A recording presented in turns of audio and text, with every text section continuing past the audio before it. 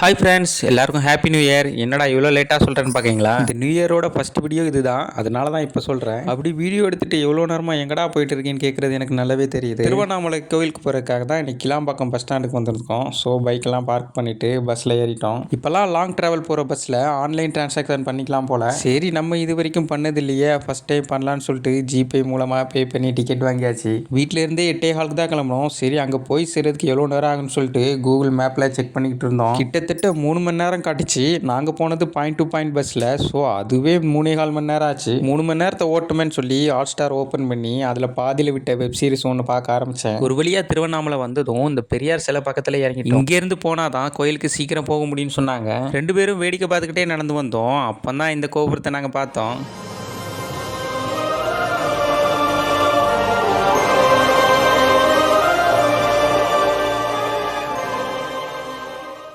அப்புறம் கரெக்டாக ஒரு 1.25 லைனில் நிற்க ஆரம்பித்தோம். அங்கிட்டு பார்த்தா மக்கள் எல்லாம் அறக்க பறக்க வேகமாக போயிட்டு இருக்காங்க. எதுக்குடா இப்படி வேகமாக போகிறாங்கன்னு ரொம்ப நேரம் யோசிச்சுட்டு இருந்தோம்.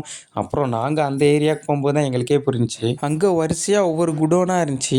ஒவ்வொரு குடோன்லேயும் கொஞ்சம் நேரம் வெயிட் பண்ணி தான் எல்லாரையும் அனுப்புனாங்க. மேபி டிக்கெட் எடுக்கிறதுக்கு ஃப்ரீயாக இருக்கணும்னு சொல்லிட்டு இப்படி வெயிட் பண்ணி அனுப்புகிறாங்களான்னு தெரியல. அப்புறம் 50 ரூபா டிக்கெட் 2 எடுத்துட்டு ஒரு வழியாக கோயிலுக்குள்ளே காலை வச்சாச்சு. நாங்கள் சாப்பிடாமலே உள்ளே வந்துட்டோம். ஸோ ஆர்வ வாட்டர் அங்கங்கே வச்சுருந்தாங்க. அந்த தண்ணியை குடிச்சிட்டு எப்படியோ உள்ளே போயிட்டோம். கோயிலுக்குள்ளே வீடியோ எதுவும் எடுக்க அலோவ் பண்ணல. ஸோ அவ்வளோவா எதுவும் கேப்சர் பண்ண முடியல. அண்ணாமலையாரை வேண்டிட்டு வந்ததுக்கப்புறம் வெளியே விளக்கு ஏற்றிக்கிட்டு இருந்தாங்க. நாங்களும் வாங்கிட்டு வந்து நெய் தீபத்தை ஏற்றினோம். அப்புறம் உண்ணாமலை அம்மனை பார்க்க போகிற வழியில தான் இந்த பாட்டிங்க சின்ன சின்ன விளக்கில் நெய் ஊற்றிக்கிட்டு இருந்தாங்க. பார்க்கவே அழகாக இருந்துச்சு. உண்மையாகவே சொல்லணும்னா கோயிலும் சரி, கோயிலை சுற்றி இருந்த இடமும் சரி ரொம்பவே நீட்டாக இருந்துச்சு. குடிக்கிறதுக்கு தண்ணி, உட்காரதுக்கு சேரு, குழந்தைங்களுக்கு கொடுக்கறதுக்கு காய்ச்சின பால் எல்லாமே கொடுத்துருந்தாங்க. எங்கள் நல்ல நேரமும் என்னவோ ஒரு 3.5 மணி நேரத்திலே சாமியெல்லாம் கும்பிட்டு வெளியே வந்துட்டோம். எங்களுக்கு இந்த டிராவல் ரொம்பவே பிடிச்சிருந்துச்சு. நீங்களும் டைம் கிடைச்சுன்னா ஒரு டைம் திருவண்ணாமலை கோயில் போய் பாருங்கள். ஓம் நமச்சிவாய.